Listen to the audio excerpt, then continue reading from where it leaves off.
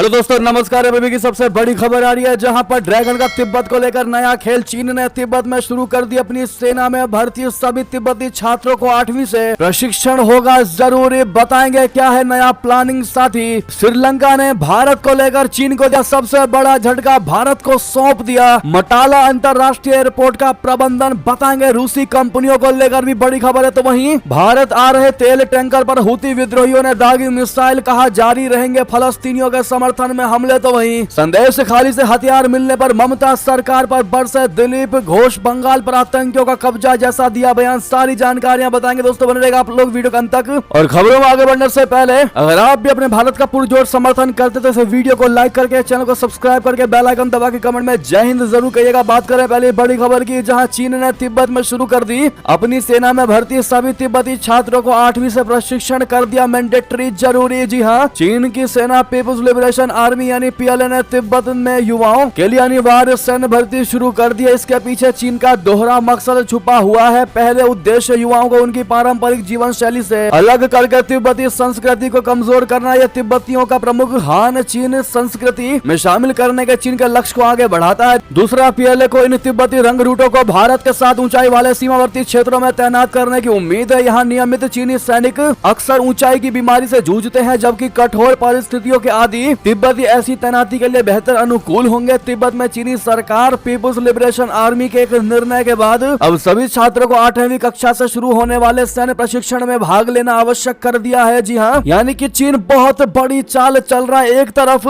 तिब्बतियों को यह दिखा रहा है कि हम तुम्हारी लाइफ बना रहे हैं, तुम हमारे सैनिक में सेना में शामिल हम तुमको कर रहे हैं, और दूसरी तरफ भारत के साथ उनको लड़वाने की कोशिश की जाएगी और कहीं ना कहीं सेना के माध्यम से तिब्बतियों के मन में भारत को लेकर जहर घुलवाया जाएगा। और ऐसे में तिब्बत को भारत से काट करके अपनी तरफ हासिल करना चाहता है चाइना। ऐसे में भारत के डिफेंस सिस्टम का, भारत के विदेश मंत्रालय का पूरा ध्यान दोस्तों इस मुद्दे पर अब देखना ये होगा कि भारत इस पर क्या कदम उठाता है और भारत इन तिब्बतियों को लेकर क्या कदम उठाता है। तो वहीं आपको बता दें बड़ी खबर, श्रीलंका को चीन का तगड़ा झटका, भारत को सौंपा मटाला अंतरराष्ट्रीय एयरपोर्ट का प्रबंधन। रूसी कंपनियां भी करेंगी मदद, यानी चीन ने सफेद हाथी बनाकर बर्बाद किया, अब श्रीलंका का बेड़ा पार लगाएगा अपना भारत और रशिया। बता दे क्या है पूरा मामला। दरअसल चीन के कर्ज के जाल में फंसा श्रीलंका अब खुद को बचाने के लिए भारत की मदद लेने जा रहा है। श्रीलंका ने 20.9 करोड़ डॉलर की कीमत से तैयार अंतरराष्ट्रीय हवाई अड्डे का प्रबंधन भारतीय और रूसी कंपनियों को सौंपने का फैसला किया है। इस हवाई अड्डे का निर्माण चीन ने किया है। श्रीलंका की कैबिनेट ने शुक्रवार को राज्य के घाटे को कम करने के प्रयास के तहत इसकी मंजूरी दे दी है। कैबिनेट के प्रवक्ता बंडूला गनवर्धना ने शुक्रवार को बताया है कि कुल 5 कंपनियों ने इस हवाई अड्डे में रुचि दिखाई थी। 2013 में बने इस हवाई अड्डे के लिए चीन के एक्सिम बैंक ने फंडिंग दी थी। निर्माण के बाद से ही ये हवाई अड्डा अपनी कम उड़ानों, पर्यावरण के नजरिए से संवेदनशील स्थान और वित्तीय घाटे के चलते आलोचना का शिकार रहा है। तो वहीं आपको बता दें, भारत आ रहे तेल टैंकर पर हुती विद्रोहियों ने दागी मिसाइल, कहा जारी रहेंगे फलस्तीनियों के समर्थन में हमले। बता दें, यमन समर्थित हुती विद्रोहियों फिर से कमर्शियल जहाज को निशाना बनाया है। हुती ने शनिवार को कहा कि उनकी मिसाइलों ने लाल सागर में एंड्रोमेटा स्टार तेल टैंकर पर हमला किया, क्योंकि वो गाजा युद्ध में इजराइल से लड़ रहे फलस्तीनियों के समर्थन में इस इलाके में कमर्शियल जहाजों पर हमला जारी रखे हुए हैं। ब्रिटिश समुद्री सुरक्षा फर्म एम्ब्रे ने बताया है कि जहाज के मालिक ने जहाज के क्षतिग्रस्त होने की सूचना दी है। हुती के प्रवक्ता यंधा सारिया ने कहा कि पनामा झंडा लगा हुआ ब्रिटिश का जहाज को मिसाइल से निशाना बनाया है, लेकिन LSEG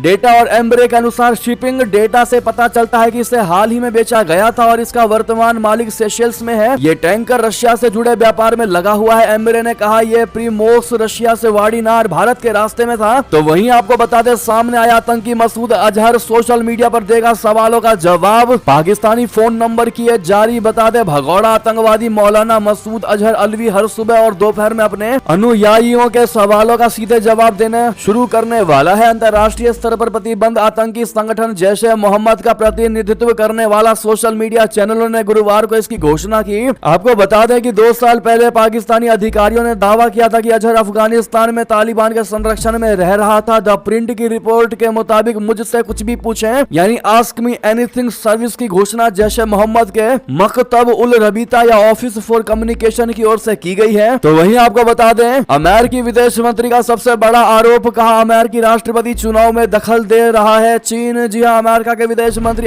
एंटनी ब्लिंकन का 3 दिवसीय चीन का दौरा खत्म हो चुका है। अब उन्होंने चीन पर कई गंभीर आरोप लगाए हैं। ब्लिंकन ने कहा कि हमने आगामी अमेरिकी चुनावों को प्रभावित करने और तर्कसंगत रूप से हस्तक्षेप करने के चीन की कोशिशों के सबूत देखे हैं, लेकिन चाइना के राष्ट्रपति शी जिनपिंग ने इससे पहले ऐसा न करने की प्रतिबद्धता जताते हुए आश्वस्त किया था। एंटनी ब्लिंकन ने शुक्रवार को चीन का दौरा खत्म करते हुए दिए इंटरव्यू में अपनी यात्रा के बारे में बात की। इस इंटरव्यू में उन्होंने कहा कि राष्ट्रपति जो बाइडेन की बातों को दोहराया जो उन्होंने पिछले साल नवंबर में सैन फ्रांसिस्को में अपने शिखर सम्मेलन के दौरान शी जिनपिंग को साल 2024 में कि अमेरिकी राष्ट्रपति चुनावों में हस्तक्षेप न करने के लिए दिया था और उसके बाद चाइना ने ऐसा न करने की प्रतिबद्धता का वादा किया था। अब ऐसे में एंटनी ब्लिंकन ने क्लियर कहा है कि हमने ये सबूत देखे हैं कि चीन अमेरिका के चुनाव में हस्तक्षेप कर रहा है। साथ ही बता दें, रशिया के खिलाफ मजबूत होगा यूक्रेन। अमेरिका ने पैट्रियट मिसाइल सिस्टम देने का कर दिया ऐलान। जी हां, अमेरिका ने यूक्रेन को सबसे बड़ी सैन्य मदद देने का ऐलान किया है। इसके तहत अमेरिका यूक्रेन को $6 अरब की सैन्य मदद देगा, जिससे यूक्रेन हथियारों की खरीद करेगा, जिनमें पैट्रियट इंटरसेप्टर्स और नसाम्स एयर डिफेंस सिस्टम शामिल है। इनकी मदद से यूक्रेन को रशिया के हवाई हमलों से बचने में काफी मदद मिलेगी। यूक्रेन की तरफ से लंबे समय से पैट्रियट मिसाइल सिस्टम देने की मांग की जा रही थी। अमेरिका के रक्षा मंत्री लॉयड ऑस्टिन ने शनिवार को यूक्रेन को सैन्य मदद देने का ऐलान किया। यह मदद यूक्रेन सिक्योरिटी असिस्टेंस इनिशिएटिव के तहत दी गई है, जिसकी मदद से यूक्रेन अमेरिकी कंपनियों से नए हथियारों का अधिग्रहण करेगा। तो वहीं बता दें, भारत के जिगरी दोस्त ने अमेरिकी F-35 फाइटर जेट को ठुकराया। चीन से खरीदेगा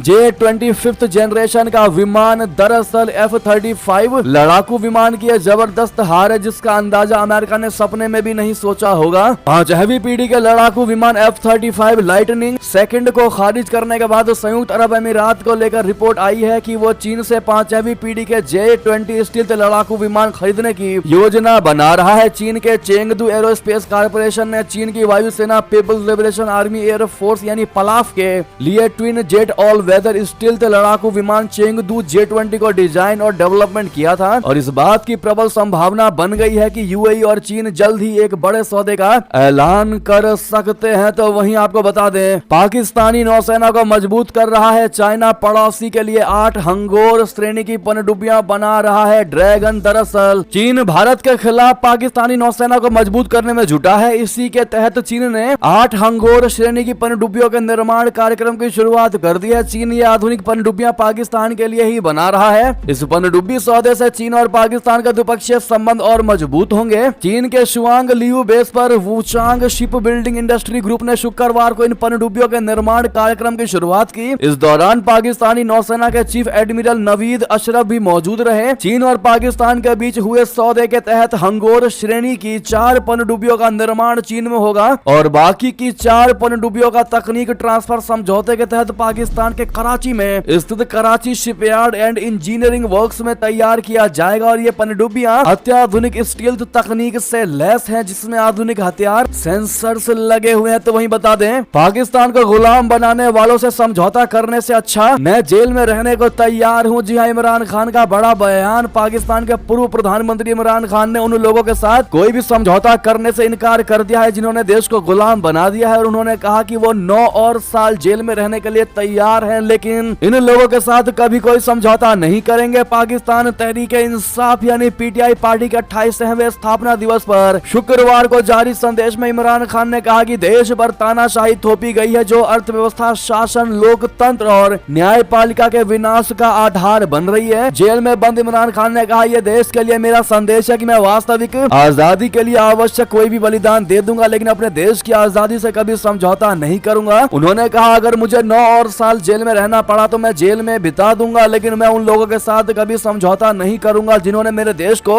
गुलाम बना लिया है। तो वहीं बता दें, नैनीताल के जंगल की आग इंडियन एयरफोर्स स्टेशन के पास तक पहुंच गई। अलर्ट पर है अपनी भारतीय वायुसेना। उत्तराखंड के हल्द्वानी जिले के नैनीताल में लगी आग पर अब वायुसेना स्टेशन तक पहुंच चुकी है। 36 घंटे से अधिक समय से लगी आग के तेजी से फैलाव को देखते हुए वायुसेना अलर्ट मोड पर है। वहीं मुख्यमंत्री पुष्कर सिंह धामी जी ने राज्य के हल्द्वानी जिले में नैनीताल के जंगल में लगी आग के नियंत्रण की तैयारियों को लेकर एक हाई लेवल बैठक बुलाई है। नैनीताल के जंगल में लगी आग को नियंत्रण करने में वन विभाग की मदद के लिए भारतीय वायुसेना यानी इंडियन एयरफोर्स और भारतीय सेना को बुलाया गया है। आग बुझाने के काम में हेलीकॉप्टरों को लगाया गया है। स्थिति पर काबू पाने पाने का प्रयास 36 घंटे से अधिक समय से चल रहा है। इस दौरान कई हेक्टेयर जंगल खाक हो चुकी है। जी हाँ, साथ ही आपको बता दें, राजनीतिक फायदे के लिए हमें मत घसीटिए। जी हाँ, लोकसभा चुनाव के बीच भारतीय नेताओं से बोला पाकिस्तान। दरअसल भारत में चुनाव प्रचार के दौरान कई नेताओं की ओर से बार बार पाकिस्तान का नाम लिए जाने पर पाकिस्तान सरकार ने आपत्ति जताई है। पाकिस्तान के विदेश कार्यालय की प्रवक्ता मुमताज जहरा बलोच ने शुक्रवार को भारतीय राजनेताओं से आग्रह किया है कि वे अपने भाषणों में राजनीतिक लाभ के लिए पाकिस्तान को ना घसीटे। इस्लामाबाद में एक प्रेस कॉन्फ्रेंस के दौरान बोलते हुए बलूच ने कहा कि पाकिस्तान ने जम्मू कश्मीर पर भारत के लिए सभी दावों को खारिज कर दिया है। उन्होंने कहा